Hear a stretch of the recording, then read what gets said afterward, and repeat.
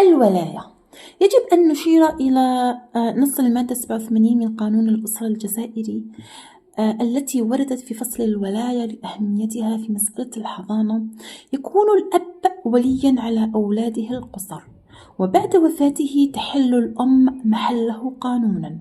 في حالة غياب الأب أو حصول مانع له تحل الأم محله في القيام بالأمور المستعجلة المتعلقة بالأولاد.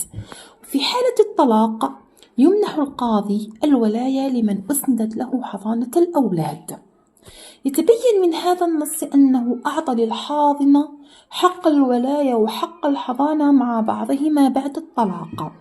إذا كانت الأم هي الحاضنة فلا يبقى للأب سوى أن يلتزم بدفع النفقة الواجبة عليه للمحظون، وله حق الزيارة وفق أحكام المادة 62 من قانون الأسرة الجزائري.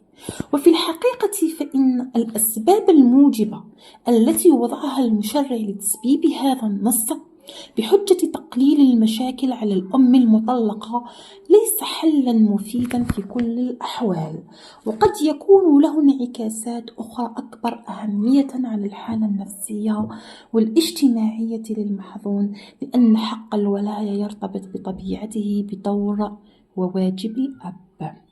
وشكرا.